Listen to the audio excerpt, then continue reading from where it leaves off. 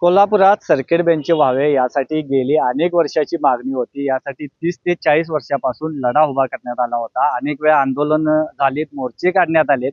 त्यानंतर 16 ऑगस्ट 2025 रोजी सर्किट बेंचला स्थापना झाली आणि प्रत्यक्ष कामाला देखील कोल्हापुरात सुरुवात झाली आणि त्यामुळे पश्चिम महाराष्ट्रातली अनेक जिल्ह्यांचं जे काही मुंबईमध्ये जावं लागत होतं नागरिकांना कोर्ट केसेससाठी, ते मात्र आता कोल्हापूरमध्ये येतात. त्यामुळे नागरिकांचा पैसा, वेळ देखील वाचलेला आहे. मात्र याला मोठा इतिहास आहे. अनेक आंदोलने झाली, वकिलांच्या सनद रद्द होण्यापर्यंत कारवाई करण्यात आली आणि या सर्व पार्श्वभूमीवर आता 16 ऑगस्टला सर्किट बेंचला 1 वर्ष पूर्ण होत आहेत. या संदर्भात आपण आपल्या सोबत काही ज्येष्ठ वकील आहेत त्यांच्यासोबत आपण बोलणार आहोत की सर्किट बेंचचा हा लढा कसा होता. एकंदरीत ही खूप दिवसाची मागणी होती आणि त्याच्यानंतर त्याची पूर्तता झाली आणि त्याला 1 वर्ष पूर्ण आता 16 ऑगस्ट 2026ला होत आहेत. या पार्श्वभूमीवर आपण त्यांच्याशी बोलणार आहोत. साहेब काय सांगा?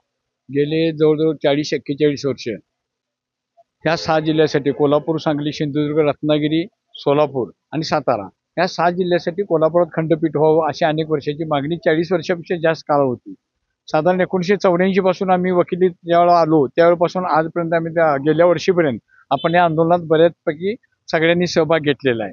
त्यात त्याबद्दल जेवढे सहकारी आहेत आपल्या माझ्या बाजूला उभा आहेत हे प्रत्येकजण माझे अध्यक्ष आहेत, पदाधिकारी आहेत, अनेक जण आहेत आणि अनेक वर्ष लढा आपण केलेला होता आणि ही मागणी पूर्ण करण्यासाठी अनेक प्रकारची आंदोलनं केली. 2013च्या आणि 2014 म्हणजे 2 सालासाठी मी अध्यक्ष असताना त्या कालावधीत आपण 6 जिल्ह्याची एक मोठ बांधलेली. त्यामध्ये आपण 55 दिवस कोर्ट कामकाजापासून 6 जिल्ह्यातले वकील अलिप्त राहिलेले होते आणि त्यावेळी जस्टिस मोहित शाह साहेब हे मुंबई उच्च न्यायालयाचे प्रमुख उच्च न्यायालयाचे प्रमुख न्यायाधीश म्हणून काम करत होते आणि त्यांनी मग तो रिटायर होताना आपल्या बाजूने चांगला रिपोर्ट दिलेला आहे आणि पुन्हा त्यानंतर पुढचे जे अध्यक्ष आहेत प्रत्येक अध्यक्षाने त्यामध्ये पुढे चालना दिलेली आहे. प्रत्येक अध्यक्षाने 7 जिल्ह्यातल्या वकिलांना, पक्षकारांना आणि सर्व संघटना असू देत, सामाजिक कार्यकर्ते असू देत किंवा सामाजिक संघटना असू देत, सगळ्यांना एकत्रितपणे घेऊन हा लढा लढवलेला आहे आणि शेवटी भूषण गवई साहेब, जस्टिस भूषणी गवई साहेब हे ज्यावेळेला देशाचे सर्वोच्च न्यायालयाचे मुख्य न्यायमूर्ती म्हणून त्यांनी ज्यावेळेला कार्यभाग स्वीकारला त्यांनी बाकी मग कोल्हापूरला सर्किट बेंच व्हावं त्यासाठी त्यांनी पुढाकार घेतला आणि त्यांच्या पुढाकारातून नाही खऱ्या अर्थानं हे कोल्हापूरचं सर्किट बेंच स्थापन झालेलं आहे आणि त्या उद्देशानं उद्याच्या 16 तारखेला त्याची 1 वर्ष पूर्ण झालं. त्यासाठी आम्ही भूषण गवई साहेबांना इकडं आपल्या कोल्हापूरमध्ये त्या कार्यक्रमाला आपण निमंत्रित केलेलं आहे. खरं पक्षकारांना जलद, सुलभ आणि स्वस्त न्याय मिळावा यासाठी सर्किट बेंच स्थापन झालेला आहे. 6 जिल्ह्यातील नवोदित वकिलांना काम करण्याची संधी मिळालेली आहे आणि कोल्हापुरात ज्याचं खंडपीठात रूपांतर झालं तर इथं जे नवोदित वकील आज जे काम करणार आहेत भविष्यात त्यांना उच्च न्यायालयाचं न्यायाधीश म्हणून काम करण्याची संधी मिळणार आहे आणि सर्व पक्षकारांना 6 जिल्ह्यातील नागरिकांना स्वस्त न्याय मिळणार आहे. हा त्याच्या पाठीमागचा फायदा, सगळ्यात मोठा फायदा होणार आहे. कोल्हापूरच्या विकासात एक मैलाचा दगड म्हणून कोल्हापूरचं सर्किट बेंच स्थापन झाल्यापासून अनेक सुधारणा आता त्यामुळे घडत आहेत. कोल्हापूरच्या विकासाला एक चालना मिळत आहे. कोल्हापूरमध्ये अनेक मग वेगवेगळ्या प्रकारच्या काय म्हणतात ऑफिसेस इकडे येणार आहेत आणि त्यामुळे कोल्हापूरचा विकास सुद्धा त्यामुळे होणार आहे. एकूणच याची सुरुवात कशी झाली? कारण सर्किट बेंचची मागणी गेली अनेक वर्षापासूनची होती. मात्र याच्या मागणीची सुरुवात कशी झाली आणि त्याचा इतिहास काय सांगाल? प्राथमिक माझ्या अंदाजाने 1980 पासून या लोकांना 5 जिल्ह्यातील खंडपीठाची आवश्यकता भासू लागली. त्यावेळेला ह्या कोल्हापूर जिल्ह्यातल्या वकिलांनी पुढाकार घेऊन 80-81 साली ह्या मोहिमेची आणि मागणीची सुरुवात झाली. एक मोठा मोर्चा जिल्हाधिकारी कार्यालयावर साधारण 1983च्या दरम्यान पहिल्यांदा निघाला. त्यावेळेला पेपरमध्ये निरनिराळ्या वर्तमानपत्रात त्याची बातमी येऊन त्या प्रश्नाला खऱ्या अर्थानं वाचा फुटली आणि सामान्य माणसांना कळून चुकलं की बाबा हे उच्च न्यायालयाची मागणी आहे आणि या सगळ्या लोकांसाठी ती गरजेची आहे. तर सातत्याने 1980 पासून हा लढा जवळजवळ 40-45 वर्ष ही चालू होता. आता आपल्याला माहीत आहे की महागाई सगळीकडे वाढली, त्याप्रमाणे कोर्ट आणि कोर्टाचा खर्च हा सुद्धा त्याला अपवाद नाही. बऱ्याच वेळेला असं व्हायचं पैसे प्रचंड फी आणि महागाई यामुळं प्रामाणिक पक्षकारांना इच्छा असून हायकोर्टमध्ये दाद मागता येत नव्हते. नाईलाज असायचा, मुंबईला जाणं येणे शक्य नव्हतं. पण ह्या कोल्हापुरात 5 जिल्ह्याची सोय झाल्यामुळं 5ही जिल्ह्यातील जे काही पक्षकार आहेत त्यांची सोय झालेली आहे. त्यांना चांगला न्याय मिळायला सुरुवात झालेली आहे. आपल्या माहितीसाठी सांगतो, आता साधारण आपल्या या सर्किट बेंचमध्ये महिन्याला 3,000 मॅटर दाखल होतात. सोलापूर, सांगली, सातारा इकडून फार चांगला प्रतिसाद आहे. मला असं वाटतंय भविष्यामध्ये यातील इथं कोल्हापूरचं कामकाज हे नागपूर आणि औरंगाबाद खंडपीठ याच्यापेक्षा सरस, चांगलं आणि उत्तम होणार आहे याच्यावरून वाटते. तर भविष्यात याला चांगले दिवस आहेत. आम्ही फक्त आता खंडपीठात ह्याचं कधी रूपांतर होतं याची वाट बघतोय. त्या दिवशी खऱ्या अर्थानं जो 1980 पासून हा लढा चालू झालेला आहे याला यश आलं असं म्हणता येईल. आपण या लढ्याचे प्रत्यक्ष साक्षीदार आहात. एकूणच लढ्याचे टप्पे काय सांगाल? संघर्ष सुरू झाला, सर्किट बेंच मिळाला, आता पुढली लढाई काय किंवा मागणी खंडपीठाची आहे, मात्र याच्यातल्या संघर्षाचे टप्पे काय सांगाल? सुरुवातीला खरं तर मी 1984 साली वकील झालो. त्यावेळी सुरुवातीला जे आंदोलन सुरू झालं त्यावेळी अनेक आपले दिग्गज पानसरे साहेब असतील, पी.के. चौगले साहेब असतील, आर.जी. शिंदे साहेब असतील, एल.एम. चव्हाण साहेब असतील, ही सगळी सिनियर मंडळी यात होती आणि त्यांनी हे आंदोलन पहिल्यांदा सुरू केलं. खरं तर आपले 6 जिल्ह्यांचे आपल्याला आभार मानायला पाहिजे. कारण आपल्या अगोदर कोल्हापूरच्या अगोदर सांगलीनं ठराव केला होता की कोल्हापूरला खंडपीठ स्थापन व्हावं आणि त्यानंतर आपल्या कोल्हापूर जिल्ह्याने केला, इतर जिल्ह्यांनी केली. सन 1995 पर्यंत हे आंदोलन परत अगदी चांगल्या स्थितीत, त्यावेळी जवळजवळ मला वाटतं प्रकाश हिलगे साहेब अध्यक्ष होते आणि त्यांच्या काळात लातूरचा भूकंप झाला आणि आपलं आंदोलन तिथं थांबलं आणि त्याच दरम्यान पेंडसे कमिटीचा देखील रिपोर्ट आला आपल्या अगेन्स्ट. त्यामुळे हे आंदोलन अगदी मरगळीत गेलं होतं.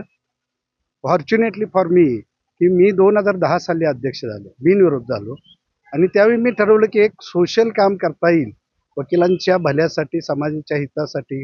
कारण ह्याच्यात भलं जे आहे ते समाजाचं आहे, नागरिकांचं आहे, वकिलांचं आहे. जी ज्युनियर पिढी आहे, येणारी पिढी आहे, त्यांना देखील इथं प्रॅक्टिस करायला मिळावं आणि हे 6 जिल्ह्यातल्या लोकांना जो त्रास होत होता त्या अनुषंगानं हे खंडपीठ स्थापन व्हायला पाहिजे अशी खरोखर माझी मनोमनी इच्छा होती. आणि मी त्यावेळी आपल्याला माहीत असेल की कुठलंही आंदोलन परत उभा करायचं झालं तर त्यात किती अडचणी येतात. कारण मला आठवतंय त्यावेळी एवढं पाठिंबा एकदम सुरुवातीला असा मिळाला नाही, पण नंतर हळूहळू हे आंदोलन वाढत गेलं. माझ्या काळात त्यावेळी मला वाटतं वंदना बुचडे महापौर होत्या. आम्ही अगदी हायवे अडवला, त्यावेळी हायवे बंद केला. ह्याच्यात महत्त्वाचं काय झालं की प्रत्यक्ष अध्यक्ष म्हणजे प्रत्येक अध्यक्ष आता जे माझ्यासोबत आहेत त्या प्रत्येक अध्यक्षांनी ह्याच्यात बाहेर पडले नाहीत.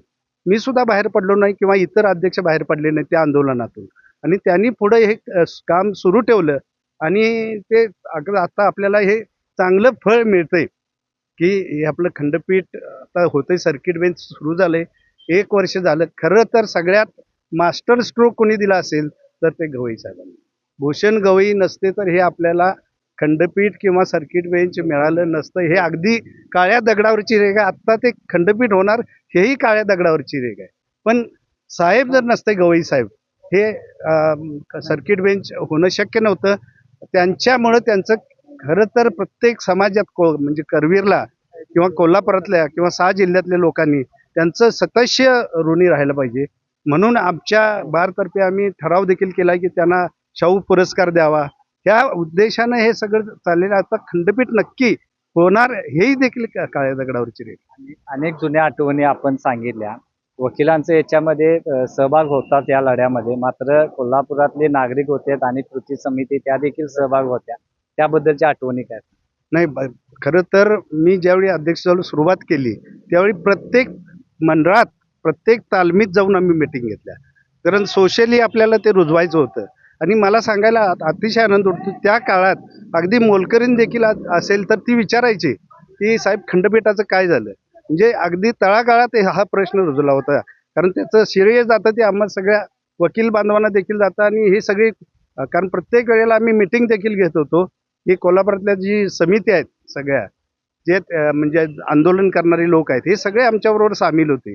त्याचबरोबर नेते देखील अनेक सामील होते. त्यातलं त्यात नाव घ्यायचं झालं तर बंटी पाटील साहेबांनी आम्हाला अतिशय चांगल्या पद्धतीनं मदत केली. प्रत्येक ठिकाणी आम्हाला त्यांनी पाठिंबा दिला.